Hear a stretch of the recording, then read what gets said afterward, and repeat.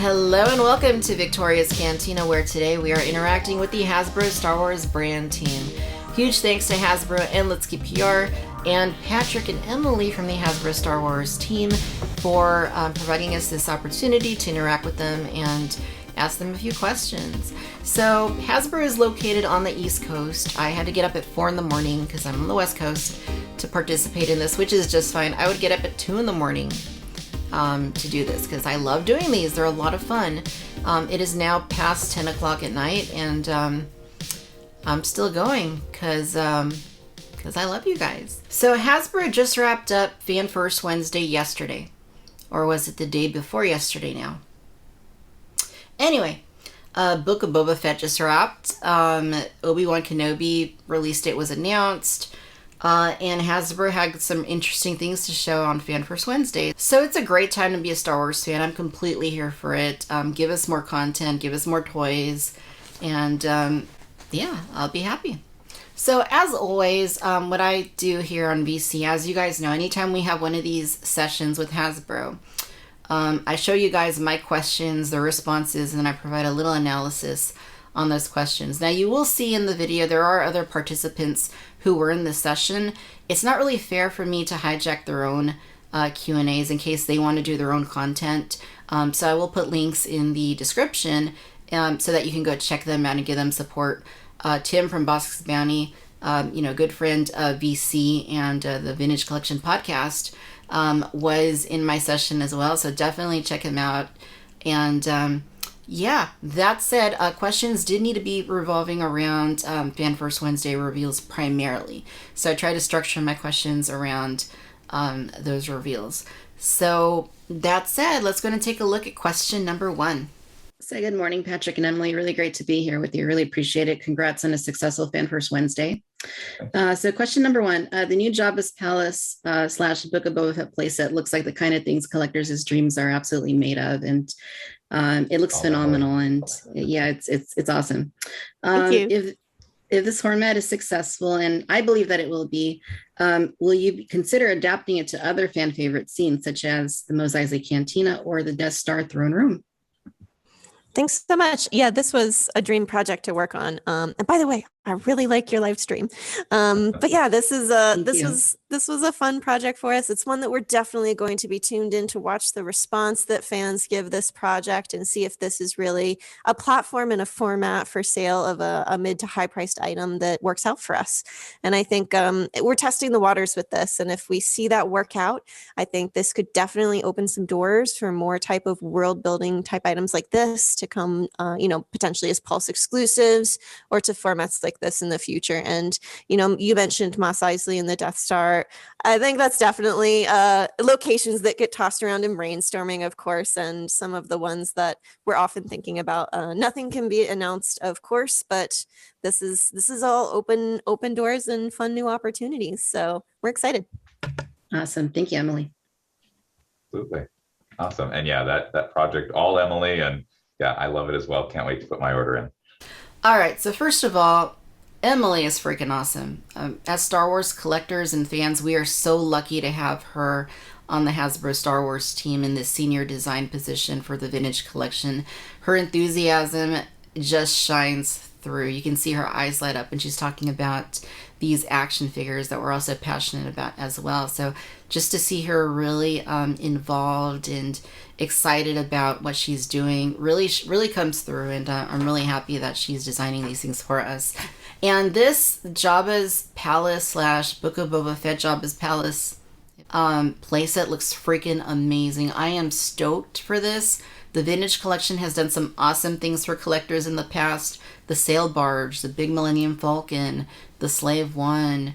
There are so many awesome things that they've done. And for that to continue with something of this magnitude, I mean, the figures they're making now are of a caliber quality never before seen in the 3 3/4 inch scale. So this is super, super cool. And I am just elated by how fantastic this playset looks. I cannot wait for it. Bring it on. Gotta wait a year for it at least or more, which is fine. It'll give me time to make room. I ordered 2 of them. I'm stoked. Give it to me.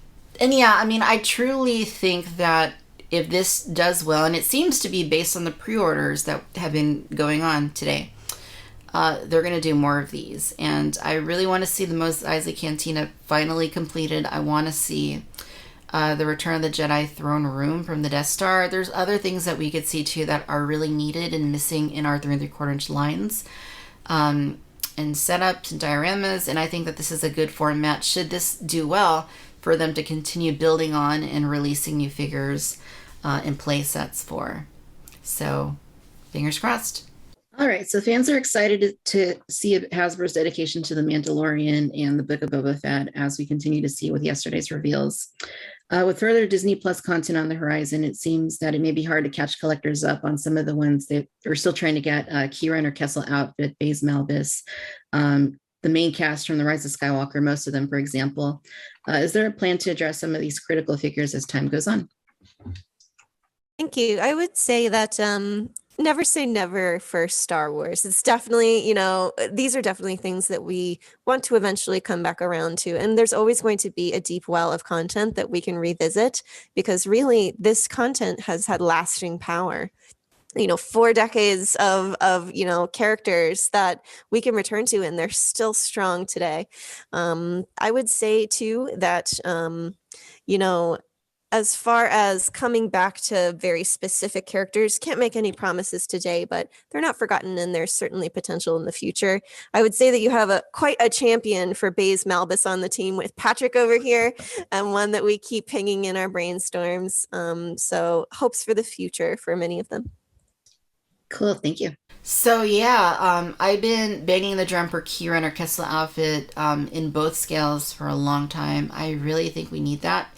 She is sorely missing from the TVC line. But I do want to see Baze Malbus. I want to see any, sequel figures that are missing. I mean, Supreme Leader Kylo Ren, Finn and Poe from Rise of Skywalker, the Emperor from the Rise of Skywalker, General Pride. I mean, there's so many options that I think would do well. The last wave of sequel trilogy figures for Rise of Skywalker in fall 2019 did well. They didn't linger. They're doing really well in the secondary market. So I think it's more of a balance in quantity and timing and spacing them out. I think would be a strong approach for those. But I do think they need to catch up on some of these guys, and I think they will in some cases. I think we will continue to get it from Rogue One especially, but we definitely need to get a little bit more outside of that. So a lot of Black Series figures for Clone Troopers lately have been missing the black stripe above the helmet, giving a more of an animated look. The consensus seems to be that fans prefer the more realistic movie interpretation. Is there a reason that has been omitted on recent clone figures, and can that eventually make its way to TVC? Thanks so much. So I had a chat with Eric about this one as the master of all, Black Series planning.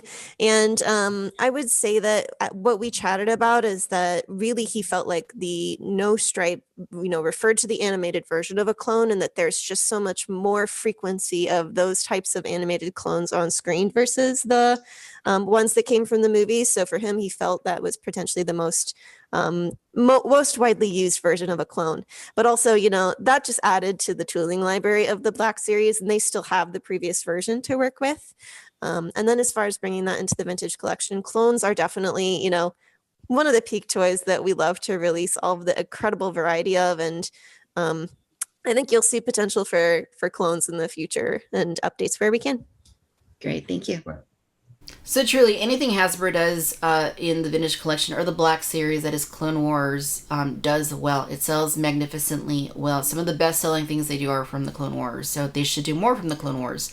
That said, this question seemed a little bit, the answer seemed a little bit strange. Now, I see what Emily is saying about Eric's logic. Now, Eric being one of the senior designers on the Black Series, I get his logic that these clones appeared more in the Clone Wars, and they didn't have the stripe above the helmet, and that's why the figures were translated that way. That said, this is a new approach for Star Wars in either scale, and I don't necessarily agree with that thinking. I do feel that the realistic movie look should take precedent, as it always has, and I do see a little bit of a shift in Black Series towards more of an animated sort of aesthetic.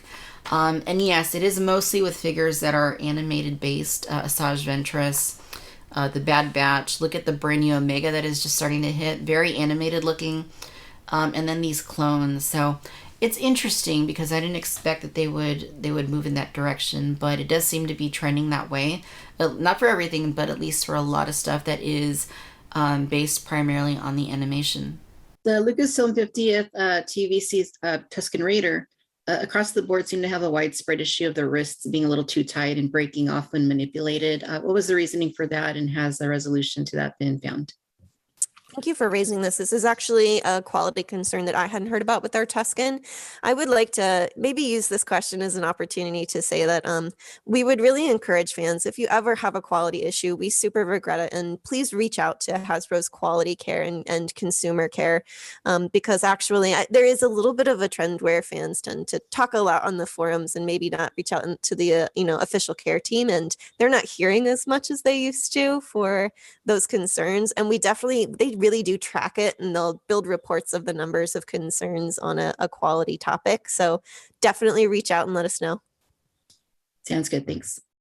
So this is interesting to me because, I've been following this, obviously I follow all this stuff online, and I've seen many a complaint about this figure. It is a widespread issue. So I think Emily's advice is good advice. If this has happened to you, if you experience this with the Tusken, contact Hasbro's customer service so they can track it. But it is a widespread issue where the wrists and the head sometimes are too tight on this Tusken figure. And if you manipulate it too much, the joints break. I've even tried heating up the wrists on this figure and it still broke. So I'm just really careful with these Tuskens now because I don't want them to break. I also meant if we could see that trend translate to TBC, because I don't want to see it trend to TBC. It was just my question as to whether we could see that. I think my question was interpreted as, could we see more clones in TBC, which obviously I would love. But yeah, I don't want to see the missing stripes make its way into TBC. There have been a couple of those over the year, but thankfully not too many.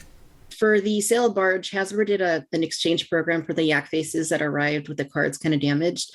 Is there going to be something similar for the Razor Crest? Some of them on social media seem to be damaged. Mine included. The Grogu card had a pretty bad crease in it.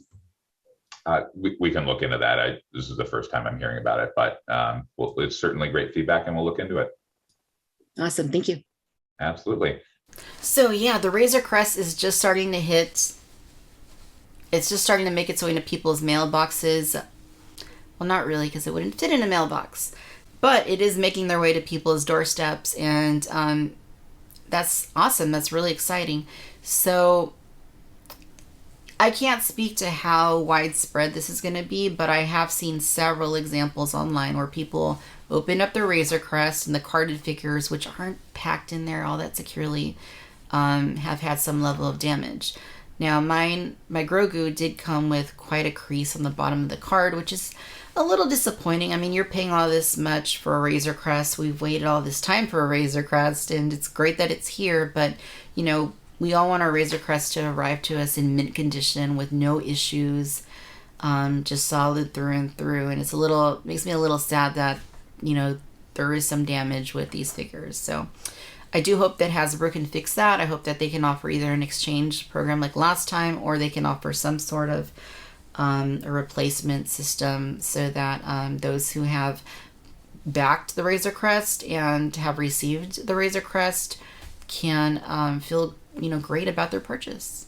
All right, you guys, so that'll do it. Thanks again hugely to Hasbro and Let's Keep PR. Thanks to Emily and Patrick. I really want to see more of Emily on these Q&A sessions. I think she was an absolute delight. It was great hearing from her and her perspective, and she's awesome. Yeah, let me know in the comments what you think. What was the most enlightening answer to these questions? And give us a like. Subscribe to the channel if you're not already subscribed. We have the Cantina Chatter podcast. We got the Vintage Collection podcast. Anywhere you get your podcasts.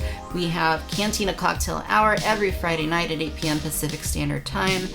Come and join us. We got different guests all the time, and we're just hanging out and talking toys, talking Star Wars. So come hang out. And of course, follow me on Instagram, Twitter, Facebook, TikTok, all that stuff. And no matter where you're listening or watching out in the galaxy, as always, I want to thank you for tuning in to Victoria's Cantina. Until next time, bye-bye.